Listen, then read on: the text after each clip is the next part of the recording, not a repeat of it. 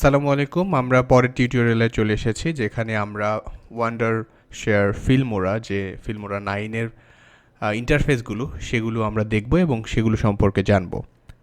আমি যেহেতু আশা করছি যারা আপনারা এখানে এই ভিডিওগুলো দেখছেন তাদের ভিডিও এডিটিং শেখাটা দরকার, সে কারণেই মূলত আমরা স্টুডেন্টকে যেভাবে ইন্টারঅ্যাক্ট করতে হয় সেভাবেই আমরা আমাদের কার্যক্রমগুলো করছি।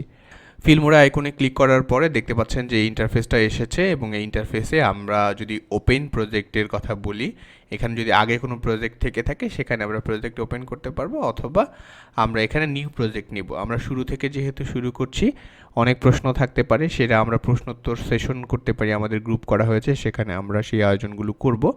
এখানে আমাদের অ্যাসপেক্ট রেশিও আছে, এখানে আমরা যদি এই রেশিও ওয়াইজ সিলেক্ট করি তাহলে আমরা কিন্তু রেশিও ওয়াইজ আমাদের টাইম লাইনে কাজগুলো করতে পারবো।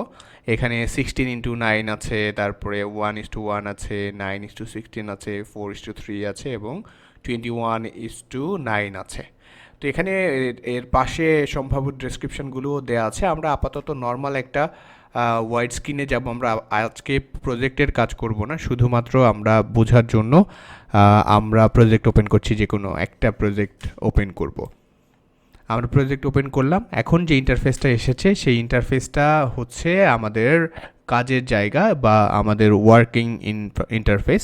এই ইন্টারফেসে আমরা দেখব যে কোথায় কি আছে এবং কিভাবে কি করা যায়, কোথা থেকে কি করতে হয় সেই পার্টগুলো আমরা দেখব। শুরুতেই আমরা এই উপরের পার্টগুলো এক্সপ্লোর করব, তারপরে এই পাশেরগুলো এক্সপ্লোর করব, এরপরে এই পোর্শনে আসব, এরপরে এই উইন্ডোতে আসব এবং এরপরে এই নিচের উইন্ডোর পার্টে যাব, যে আমরা আমাদের কাজগুলো শেষ করব। আজকের এই টিউটোরিয়ালটা শেষ করব, খুব বেশি লং করব না, আমি চেষ্টা করব যে খুব সংক্ষেপে বলার জন্য, কারণ আমরা যখন পরবর্তী সময়গুলোতে প্রত্যেকটা ধরে ধরে একটা করে টিউটোরিয়ালেতে যাব, তখন কিন্তু আমাদের আরও ডিটেল বা আরও পরিষ্কার হয়ে যাবে বিষয়গুলো। তো উপরের যে বারটা আছে, এখানে যে ইনফরমেশনগুলো আছে সেগুলোতে আমরা দেখতে পাচ্ছি যে file, edit, tools, view, export এবং হেল্প, এই রিলেটেড ইনফরমেশনগুলো এখানে দেয়া আছে। আমরা এই পার্টের এই পোর্শনের ব্যাপারে আমরা মনে হয় যে আমরা সবাই জানি, এই পোর্শনে এত বেশি এক্সপ্লেইন করার কিছু নাই। আমরা মিডিয়া থেকে শুরু করব। মিডিয়ার পোর্শন যেটা আছে, মিডিয়ার পোর্শনে এখানে যেই বক্সটা দেখতে পাচ্ছেন, এখানে আমরা মিডিয়া ইম্পোর্ট করতে পারি। এখানে মিডিয়া ইম্পোর্টের ক্ষেত্রে কয়েকটা ভাবে করা যায়। এখানে দেয়া আছে মিডিয়া ফাইল ইম্পোর্ট করতে পারবেন, এখানে ইম্পোর্ট করতে পারবেন ফোল্ডার, এখানে ক্যামেরা এবং ফোন থেকে ইম্পোর্ট করতে পারবেন, ইনস্ট্যান্ট কাটার টুল ইউজ করতে পারবেন, ফেসবুক, ইনস্টাগ্রাম, ফ্লিকার থেকে এখানে ইম্পোর্ট করা যাবে। সেই সাথে এখানে রেকর্ডের অপশনও আছে, যেখানে কিনা আপনি ওয়েবক্যাম থেকে রেকর্ড করতে পারবেন, পিসি স্ক্রিন রেকর্ড করতে পারবেন এবং ভয়েস ওভারও এখান থেকে দিতে পারবেন। তো এই পার্টগুলো আমরা আস্তে আস্তে জানবো এবং প্রত্যেকটা পোর্শনেই আমরা জানবো। এরপরে আসি অডিওটা কিন্তু খুব জরুরি একটা বিষয়, এবং এই জরুরি বিষয়টা কেন জরুরি, আমরা এডিটিংয়ের সময় দেখি যে বিভিন্ন সময় ভিডিওতে ব্যাকগ্রাউন্ড ইউজ করা হয়, এবং এই যে ব্যাকগ্রাউন্ডটা বা ব্যাকগ্রাউন্ড মিউজিকটা কিন্তু অনেক গুরুত্বপূর্ণভাবে একটা ইফেক্ট বা একটা পরিবেশ আবহ সৃষ্টি করে ভিডিওর মধ্যে।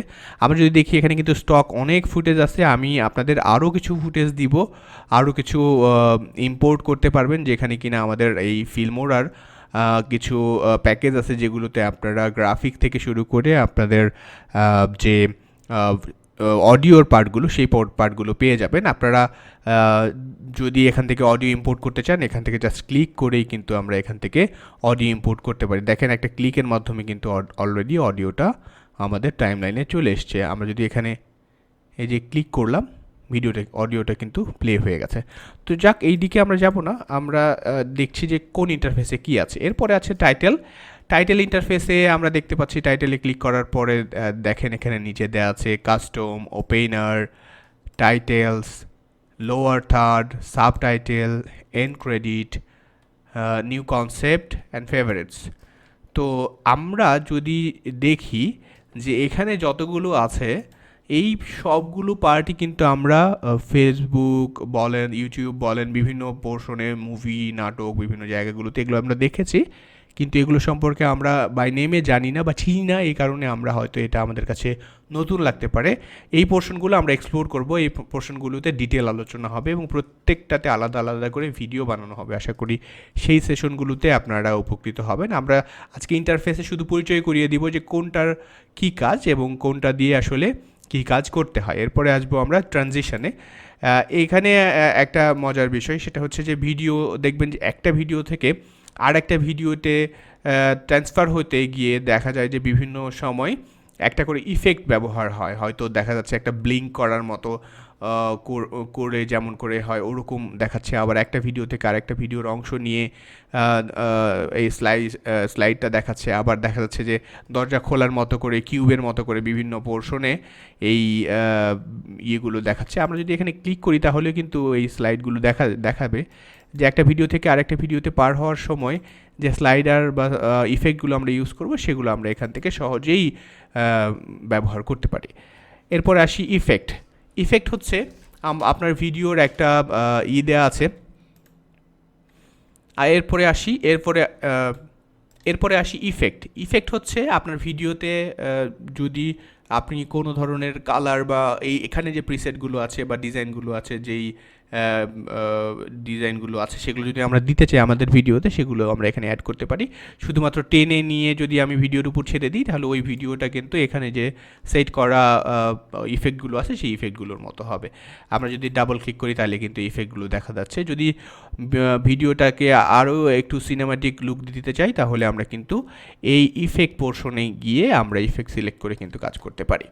এরপরে আছে এলিমেন্ট। আমরা দেখি, আমরা জানি এবং আমরা এই বিষয়গুলো খেয়াল করি, কিন্তু হয়তো ওভাবে সচেতনভাবে দেখা হয় না, জন্য আমরা জানতে পারি না। এলিমেন্ট কিন্তু সব ভিডিওতেই ব্যবহার করা হয়। আমি যদি বলি যে কোনো ভিডিওতে যদি কেউ লগো ব্যবহার করে সেটা যেমন এলিমেন্ট, সেই সাথে যদি আমি যেটা বলছিলাম যে অডিও ব্যবহার করে সেটাও কিন্তু এলিমেন্ট, বাট এখানে ভিজুয়াল এলিমেন্টের কথা বলা হয়েছে। যদি দেখেন আমি এখানে ডাবল ক্লিক করলে বোঝা যাচ্ছে এই যে একটা বিমান উড়ে যাচ্ছে, সেটা একটা কিন্তু অ্যানিমেশন অবস্থায় করে দেওয়া আছে, যেটা কিনা আপনি আপনার ভিডিওতে কিন্তু ব্যবহার করতে পারবেন। এবং এই সাথে এখানে কিছু লগো আছে, এখানে অ্যানিমেটেড ভিডিও থেকে শুরু করে অ্যানিমেটেড বিভিন্ন ধরনের মোশন গ্রাফিক্সের ওয়ার্কগুলো আছে। এবং এই পোর্শনে অনেক আছে যেখানে দেখা যাচ্ছে যে লাভ, জার্নি, তারপরে শেপ এবং ব্যাজ, এছাড়াও অনেক কিছু আছে যেগুলো কিনা আমরা খুব সহজেই শুধুমাত্র ক্লিক করে যেগুলোতে ডাউনলোডের চিহ্ন দেখছেন সেগুলোতে শুধু ক্লিক করলে সেগুলো ডাউনলোড হয়ে যাবে এবং এই ডাউনলোড করার মাধ্যমে আমরা কিন্তু ভিডিওতে ব্যবহার করতে পারবো। এরপরে আছে হচ্ছে স্প্লিট স্ক্রিন। এখানে যেটা দেখতে পাচ্ছেন এটা হলো 1:2 দেওয়া আছে, হয়তো একটু কনফিউজিং লাগতে পারে, বাট এটা খুবই সহজ একটা বিষয়। সেটা হচ্ছে যে আমরা যখন টক শোতে কোনো প্রোগ্রামগুলো দেখি, টক শোতে দেখা যায় যে একটা স্ক্রিনে মাঝখানে ভাগ করা হয় এবং ভাগ করে একটা পাশে দেখা যাচ্ছে হয়তো সঞ্চালক কথা বলছে আর একটা পাশে যিনি অতিথি তার মুখটা দেখানো হচ্ছে। তো ওই পোর্শনে কাজ করার জন্য এখানে খুব সহজেই এই কাজটা করা যায়। আমরা যখন এই পোর্শনের ভিডিও দেখব, টিউটোরিয়াল দেখব, তখন এই বিষয়গুলো এক্সপ্লেন করা হবে। তো আমাদের এই যে উপরের পোর্শনের যে জানার জায়গাটা সেটা আমাদের জানা হয়ে গেছে। আর এখানে যে উইন্ডোটা আছে এই উইন্ডোটা হচ্ছে প্রিভিউ উইন্ডো। আমরা যখনই এখানে কোনো কিছু ক্লিক করছি তখন কিন্তু এখানে দেখা যাচ্ছে। তো অবভিয়াসলি বোঝার কথা বা বুঝে যাওয়ার কথা, এখানে কিন্তু এটা হচ্ছে প্রিভিউ উইন্ডো। এখন প্রিভিউ উইন্ডোতে যেহেতু চলেই এসেছি তো সেহেতু বলেই ফেলি, এখানে এই স্ক্রিনের রেশিও কোয়ালিটি মেনটেন করার জন্য এখানে পোর্শন আছে। এখানে আমার টাইটেল বা আমাদের যে ট্র্যাক আছে সেই ট্র্যাকে যখন কাজ করব সেখানে এইখান থেকে আমি স্ন্যাপশট নিতে পারবো, সেই রিলেটেড কাজ এখান থেকে করা যাবে। তারপর ভলিউম মেনটেন করতে পারবো। এখানে ফুল স্ক্রিনে আমাদের প্রজেক্ট ফাইলটা ওপেন হলে সেটা দেখার জন্য আমরা এই স্ক্রিনটা ব্যবহার করতে পারবো। ওকে, আমরা এখন চলে আসি নিচের দিকে।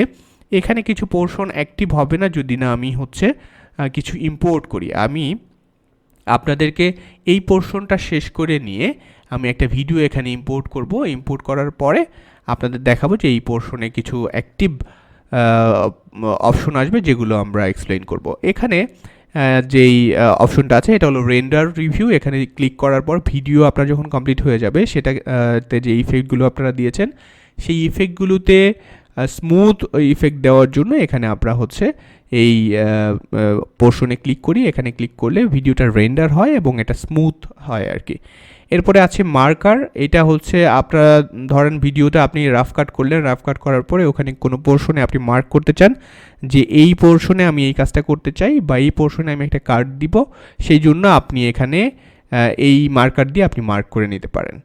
এখানে রেকর্ডে ভয়েস ওভারের আমরা কিন্তু উপরেও দেখেছি অপশন ছিল, এখান থেকেও ভয়েস ওভার রেকর্ড করতে পারবেন। এরপরে অডিও মিক্সার, আমাদের অডিওর পোর্শনে এখান থেকে কাজ করতে পারবেন, অডিও রিলেটেড কাজগুলো থাকবে।